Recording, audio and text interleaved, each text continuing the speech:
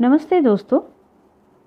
आज हम बसंत ऋतु का नाटक एकांकी का पाठ करेंगे, जिसके लेखक है डॉक्टर लक्ष्मी नारायण लाल। बहुमुखी प्रतिभाशाली हिंदी साहित्य के जाने माने लेखक। उसका व्यक्तित्व नाटकीय अनुभूति की निजता, अभिनेता के उत्साह और निर्देशक की पैनी दृष्टि के समन्वय से निर्मित है। उन्होंने रंगमंच को अपने जीवन के साथ जोड़कर एक बड़ी व्यापक दृष्टि के साथ अपनी रचनाओं में अपनी विचारधारा को प्रस्तुत किया है। एकांकी संग्रह में महत्वपूर्ण है ताजमहल के आंसू, पर्वत के पीछे, नाटक बहुरंगी, नाटक बहुरूपी, दूसरा दरवाजा, खेल नहीं नाटक, नया तमाशा आदि अनेक एकांकियाँ लिखी है। आज हम बात करेंगे बसंत ऋतु का नाटक, जिसके पात्र हैं वह आदमी, युवक के पिता, युवती के पिता, युवक। खुला मंच, अरेना थिएटर। मंच पर महज एक आदमी खड़ा हुआ दिखाई देता है। शेष मंच पर अंधकार है। वह आदमी पैंट और कमीज पहने हुए है, हाथ में छड़ी है, आंखों पर चश्मा है। अवस्था उसकी लगभग 45 वर्ष की है। वह आदमी दर्शकों से, कुछ ही दिन हुए मैंने अचानक ही संयोग से एक वसंत देखा था। वह बस अजब ही था, इतना अजब कि आप सबके सामने वह बयान नहीं किया जा सकता। इसीलिए मजबूरन आज उसी बसंत ऋतु का नाटक आपके सामने करना पड़ रहा है। मैंने उसे महज देखा था, तटस्थ रहकर केवल उसे अनुभूत किया था। मैं सिर्फ एक तीसरा आदमी था, इसीलिए मैं उसका पात्र नहीं था, न आज इस नाटक की भूमिका में ही हूँ। जब पात्रता नहीं तो भूमिका कैसी? मैं तो बस आप ही सब की तरह एक दर्शक मात्र था, तब भी और आज भी। खैर, आप सबको पता ही है, इलाहाबाद में एक मशहूर और मारूफ पार्क है, अल्फ्रेड पार्क। पार्क के बीचों बीच एक गोलाकार पुष्पोद्यान है, अपने चारों ओर एक रक्षा परिधि से खींचा हुआ। उस परिधि में चारों दिशाओं से 4 घुमावदार दरवाजे हैं, बाहर से भीतर जाने के लिए। उस परिधि के भीतर ही इधर उधर बैठने के लिए बेंचें लगी हुई हैं। फिर सामने मौसमी पुष्पों की हरी भरी 7 त्रिकोणी क्यारियां हैं, अलग पुष्पों की, रंग बिरंगी, जैसे इंद्रधनुष। जहाँ क्यारियों के शिखर है, वहाँ उस पुष्पोद्यान का यह बैंड सर्किल है, जिसमें दाईं बाईं और संगमरमर की सिर्फ 2 बेंचें हैं। मार्च का महीना था। शुरू के दिन मौसमी फूल अब तक हंस रहे थे। लगता था वसंत ऋतु के हाथ में इंद्रधनुष खींचा हुआ है। रात के 9 बज रहे थे।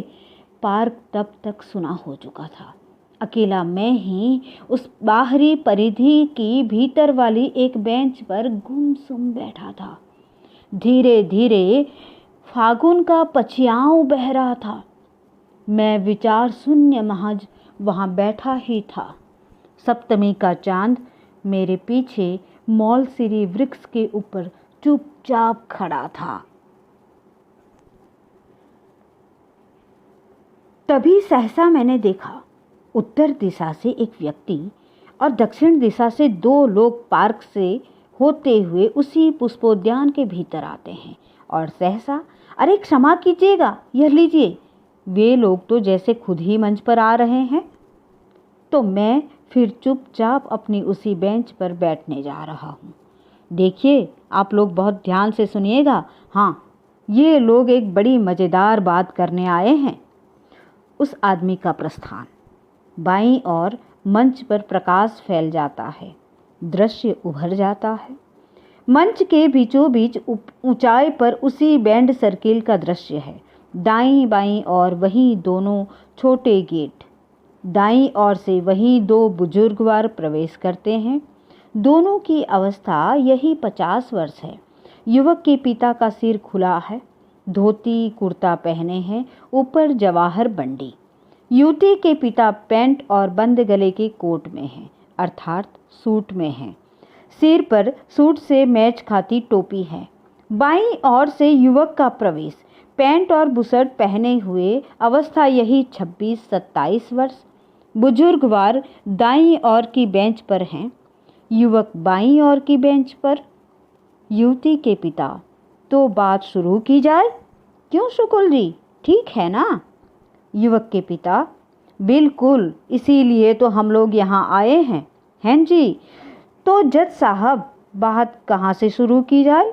लीजिए, अब आप ही शुरू कीजिए। हैं जी? युवती के पिता, अजय साहब, मैं क्या बात शुरू करूं? आप ही शुरू कीजिए। युवक के पिता, अजय साहब, आप शुरू कीजिए। युवती के पिता, कैसी बात करते हैं जो भाई साहब, और मैं क्या बात कर सकता हूँ? शुरू कीजिए। युवक के पिता, नहीं आप। युवती के पिता, नहीं आप। युवक के पिता, नहीं नहीं आप। युवती के पिता, नहीं नहीं आप। युवक के पिता, खैर, तो जज साहब, यह बात भी क्या चीज होती है अपने आप में? आहा, हैं जी, ठीक कह रहा हूं ना? युवती के पिता चुप है। युवक के पिता, अब यही बात देखिए ना, क्या बात पैदा हो गई है यहाँ। यह पार्क, यह फुलवारी, यह गजब की प्राइवेसी। हैं जी, देखिए जज साहब, ये अंग्रेज भी खूब थे। शहरों में पार्क की यह कल्पना उन्हीं अंग्रेजों की ही, ताकि हम पर्दों में रहने वाले इंडियंस यहाँ आकर अपने मसले हल किया करें। हैं जी, अब देखिए ना जज साहब, यह संगमरमर की बेंच भी क्या चीज़ है।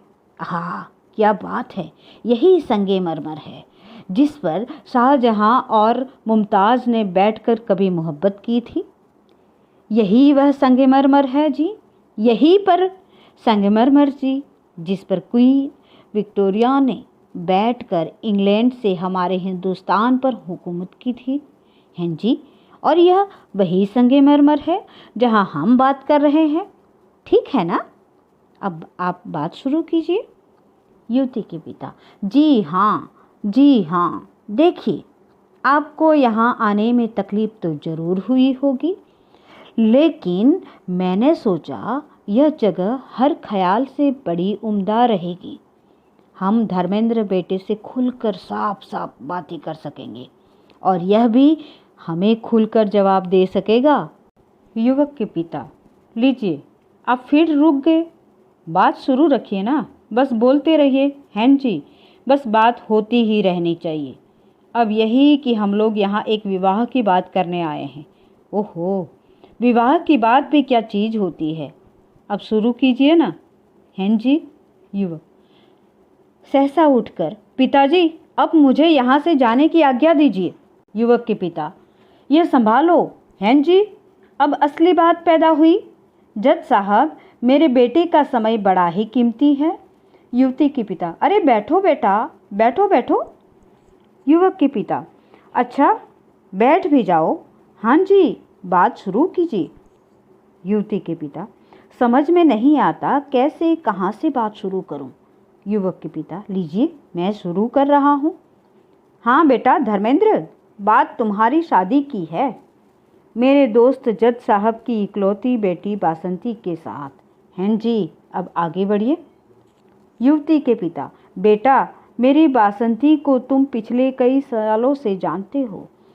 वह तुम्हें चाहती है, तुम उसे चाहते हो, और अब हम लोग भी चाहते हैं कि तुम दोनों की शादी हो जाए। धर्मेंद्र जी। युवती के पिता, जो तुम्हें शादी मंजूर है ना? धर्मेंद्र चुप है। युवक के पिता, अरे तुम बोलते क्यों नहीं बेटा? हैं जी? धर्मेंद्र, क्या बोलूं? युवक के पिता, अब संभालो। हैं जी, अब इन्हें भी बताना पड़ेगा कि यह हजरत क्या बोले। अरे बोलो, बासंती से अब तुम अपनी शादी करोगे ना? धर्मेंद्र चुप है।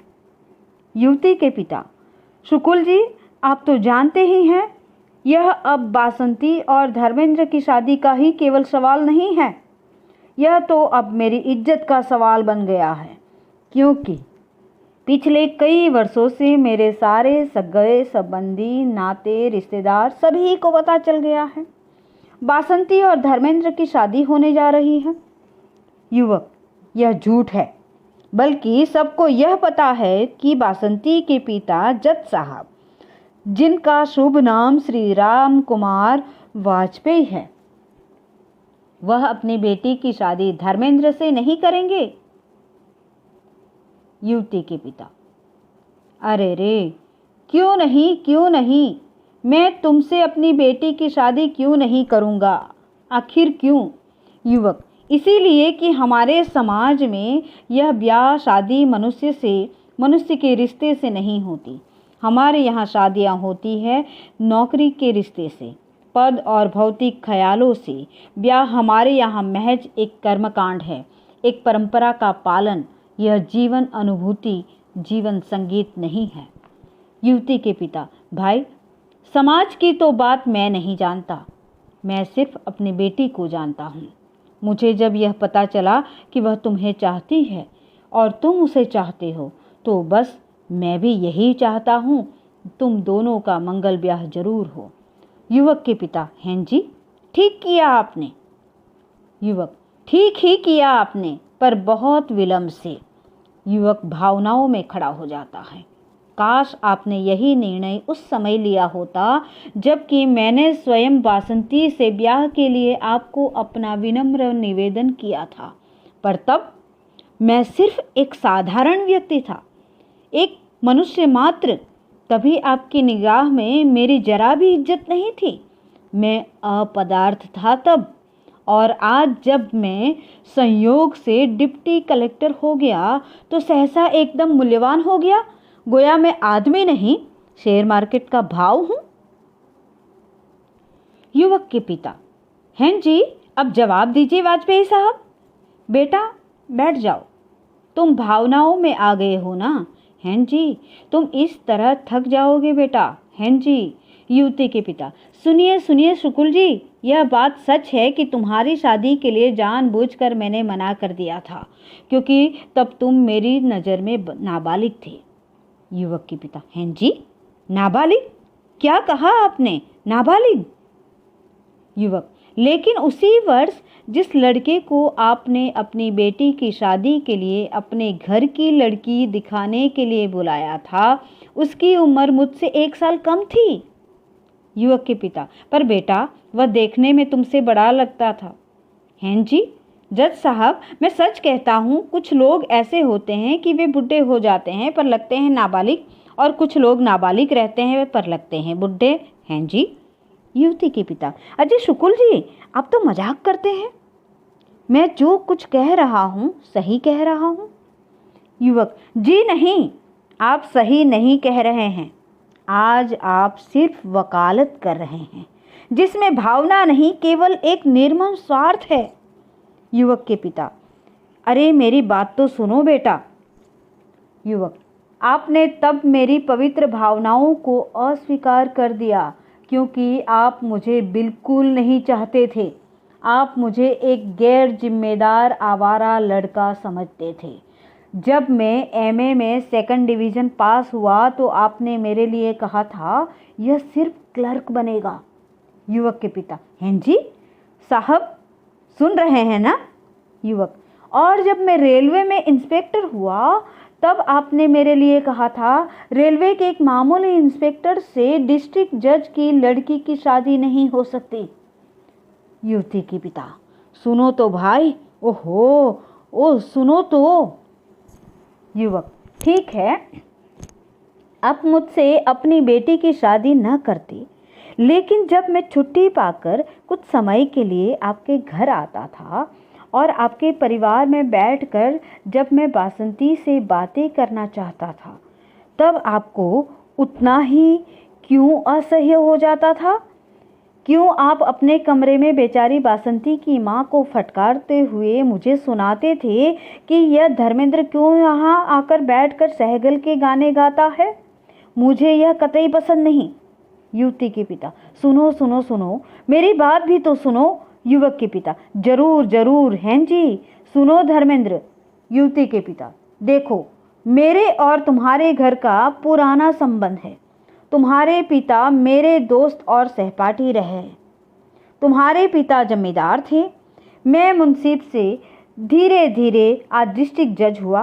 तुम्हें हमेशा मैंने अपने लड़के की तरह माना, तो क्या मुझे तुम्हें डांटने का और सही रास्ते पर देखने का तब हक नहीं था?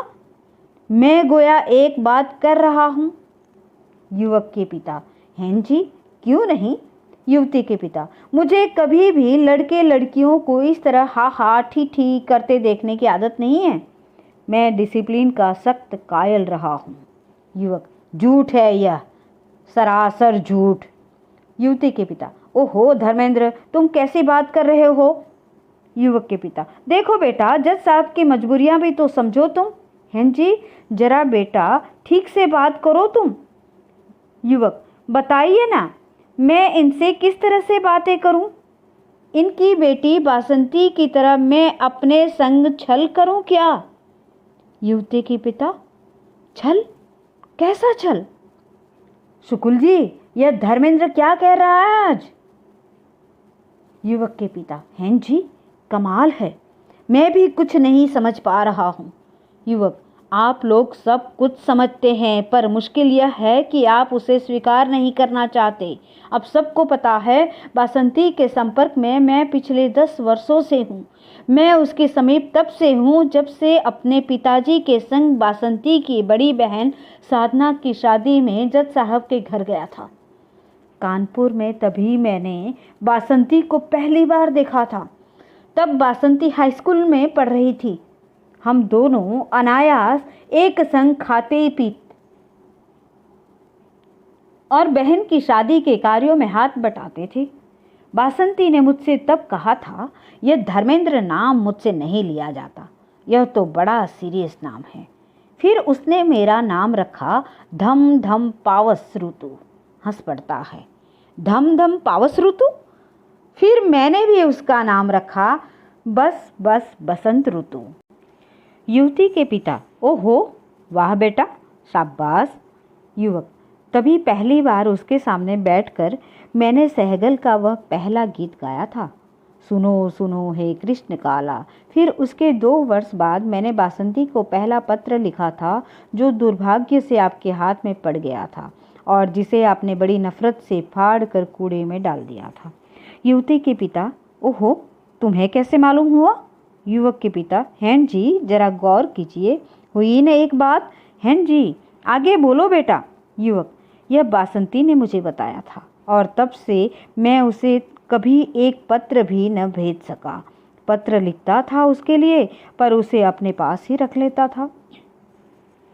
युवती के पिता, शुक्ल जी, दरअसल बात यह है कि मुझे इस तरह की चिट्ठी पत्रियों से सख्त नफरत है। यह क्या मजाक है पंडित जी? युवक के पिता, हैं जी, यह तो अपने अपने दिलो दिमाग की बात है, बुरा मत मानिएगा। हैं जी, मैं कोई बुरी बात नहीं कह रहा हूँ। हाँ बेटा, कैरी ऑन। युवक, इसके बाद बासंती FA पास हुई और उधर में MA पास हुआ। बासंती की शादी के लिए तब तक लड़के देखे जाने लगे। उसी वक्त मैंने आपको बासंती से अपनी शादी के लिए प्रस्ताव दिया और आपने उसे बेरहमी से ठुकरा दिया। युवती के पिता, भाई, मैंने वह सिर्फ डिसिप्लिन के पॉइंट ऑफ व्यू से किया था। युवक के पिता, हैं जी, बिल्कुल ठीक किया था आपने। लौंडों की यह मजाल, आखिर हम लोग इतने ऊंचे कान्य कुब्ज ब्राह्मण हैं कि कोई मजाक है? युवक, बासंती BA में पढ़ने लगी। उसे देखने के लिए बनारस से एक लड़का आया, MBBS पास एक वर। उसने बासंती को देखा और बासंती को अस्वीकार करके चला गया। बासंती रोई, बहुत रोई, पर आपने उसे डांट फटकार कर चुप कर दिया। युवती के पिता, जी हाँ, उसमें रोने की क्या बात थी, ऐसा तो होता ही है आजकल। युवक के पिता, जी हाँ, देखिए यही जो हो रहा है। हैं जी। युवक, तब मैं रेलवे में वेलफेयर इंस्पेक्टर हो गया था, कानपुर में रहता था और आप फतेहगढ़ में डिस्ट्रिक्ट जज थे।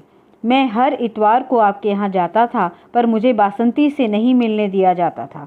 मैं सबके सामने उससे बात करता था, पर वह निरुत्तर मेरे सामने से हट जाती थी। मेरे खिलाफ जैसे आपकी कोई सख्त आज्ञा उस घर में चारों ओर खींची रहती थी। मैं मन ही मन अनुभव करता था, पर मैं अपने से लाचार था। उन्हीं दिनों एक दूसरा लड़का नैनीताल से बासंती को देखने आया था। मेरे सामने ही वह बासंती को अपने संग लिए हुए इधर उधर सुबह से शाम घूमता रहा। आप भी उस समय बंगले पर मौजूद थे, पर उस दिन आपकी सारी कट्टरता न जाने कहाँ गायब थी। उस लड़के ने शादी में आपसे एक नई कार और 10,000 रुपयों की मांग की थी, और इस तरह से वह शादी भी नहीं तय हो पाई। युवती के पिता: बात यह है शुक्ल जी, वह लड़का मुझे पसंद नहीं आया। युवक: जी नहीं, उस लड़के को आपकी लड़की ही नहीं पसंद आई, इसीलिए वह सौदा महंगा ही था। युवक के पिता: देखिए वाजपेयी जी, हैं जी, मेरा लड़का कभी झूठ नहीं बोलता। वाह रे बेटा मेरा, वाह, हैं जी। युवक: बासंती फिर रोई थी। वह भीतर से अपने को बंद करके रोई थी, और बाहर आंगन से मैंने फिर बासंती से अपनी शादी के लिए आपसे निवेदन किया था, और आपने उसे भी ठुकराया था। युवती के पिता: शुक्ल जी, आपसे धर्म की कसम खाकर कहता हूँ, दरअसल उस समय मैं अपने आप में नहीं था। मेरा सारा दिमाग खराब कर दिया था नैनीताल के उस लौंडे ने। युवक: आप जज थे, जिले भर के न्यायाधीश, आपका इस तरह दिमाग खराब हो जाना आपके लिए ठीक ही था। सच, न्याय ऐसे में ही हुआ करता था। युवक के पिता ठठाकर हंसने लगे। युवक अपनी जगह पर बैठ जाता है।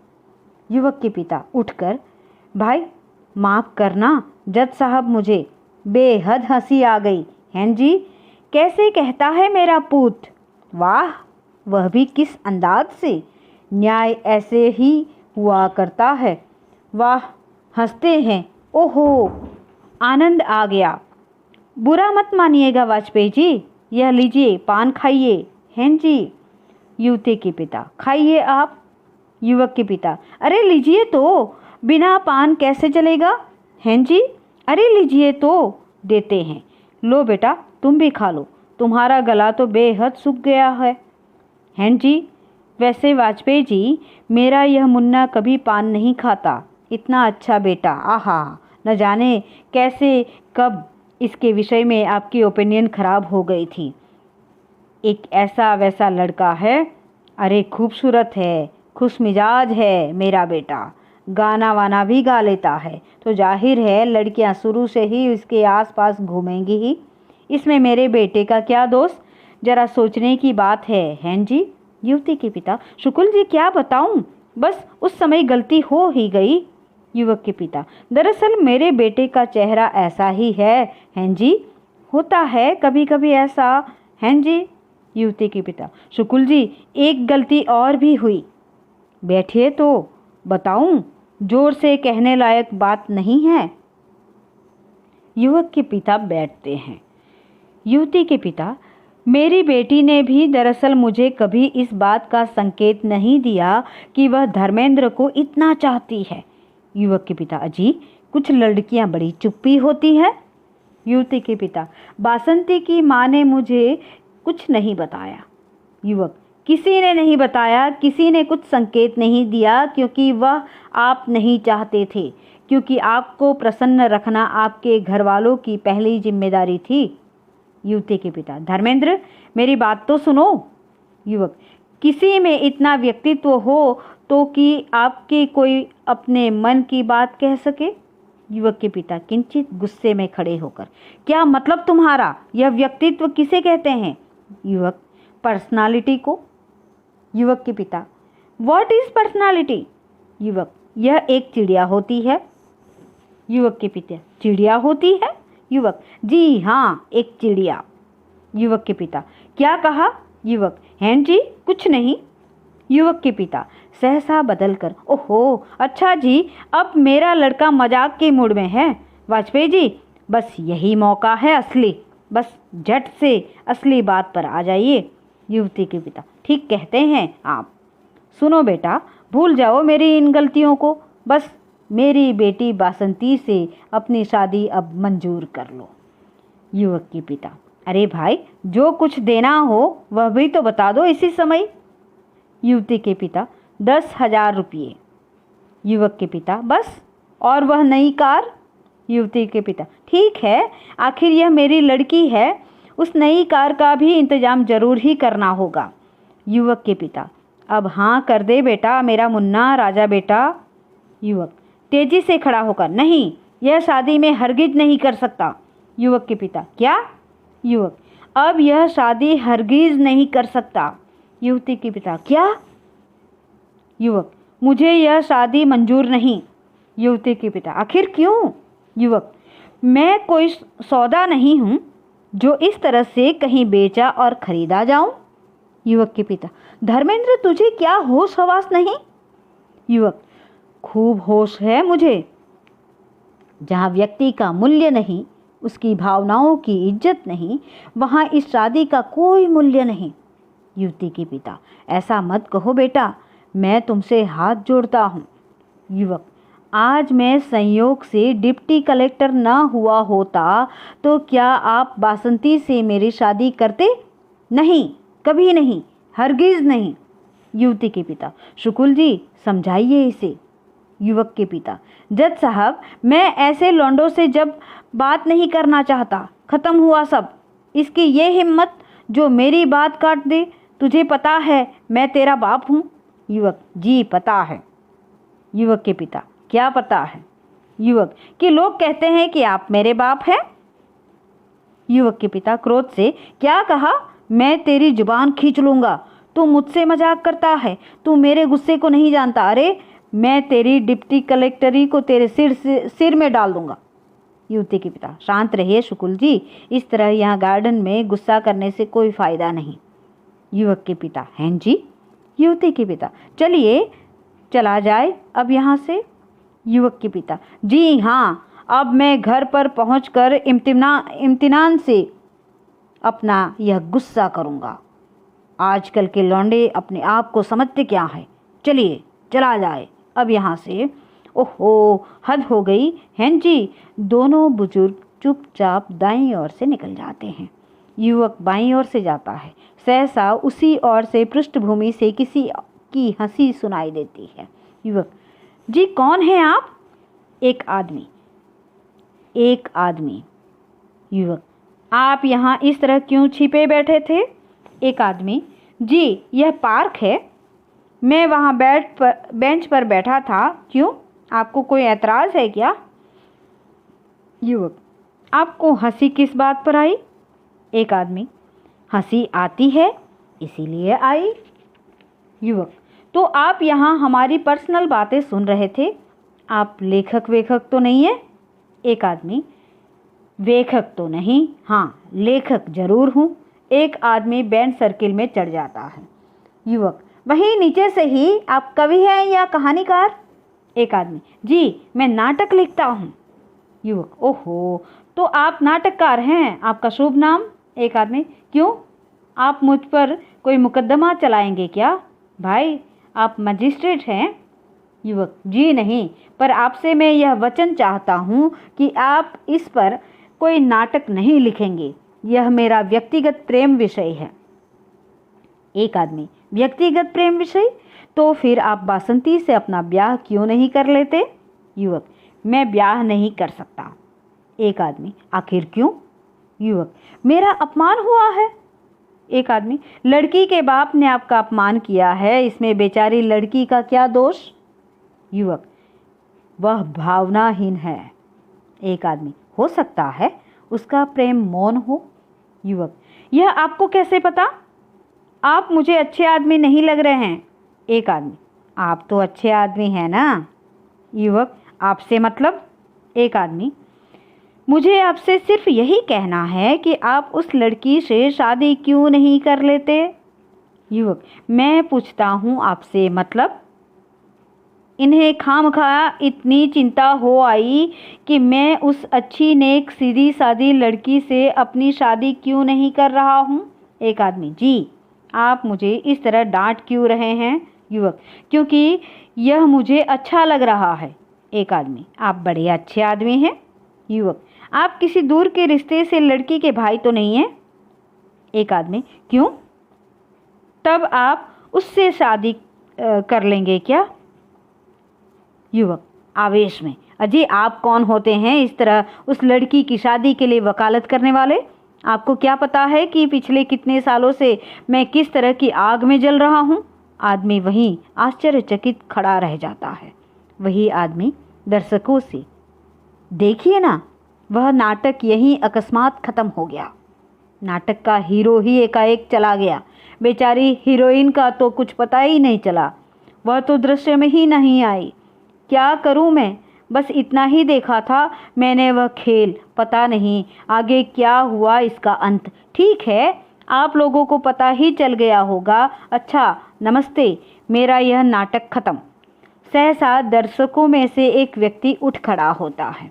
व्यक्ति, अजी नाटक वहाँ कैसे खत्म हुआ? अब क्या छिपाऊं? संयोग से वह असली धर्मेंद्र तो मैं हूँ यहाँ। बगल में बैठी लड़की को उठाता हुआ, आओ चलो बासंती, वहाँ ऊपर चल। दाईं ओर से वे दोनों आते हैं। आदमी, तब तक, अरे गजब हो गया तो। भाई माफ़ करना धर्मेंद्र बाबू, मैं वह नाटककार नहीं हूँ जिसने आपको उस पार्क में देखा था। मैं सिर्फ एक आदमी। भाव बदलकर, आइए आइए, चले आइए, शर्माइए नहीं। हाँ, सीढ़ियों से ऊपर चढ़कर आइए, डरिए नहीं। यह अल्फ्रेड पार्क का वह असली बैंड सर्कल नहीं है। दोनों बैंड सर्किल में खड़े हो जाते हैं। धर्मेंद्र, जी मैं ही वह धर्मेंद्र हूँ और यह वह बासंती है। आप लोगों के आशीर्वाद से तभी हम लोगों का ब्याह हो गया। सहसा दर्शकों में से एक दूसरा व्यक्ति उठ खड़ा होता है।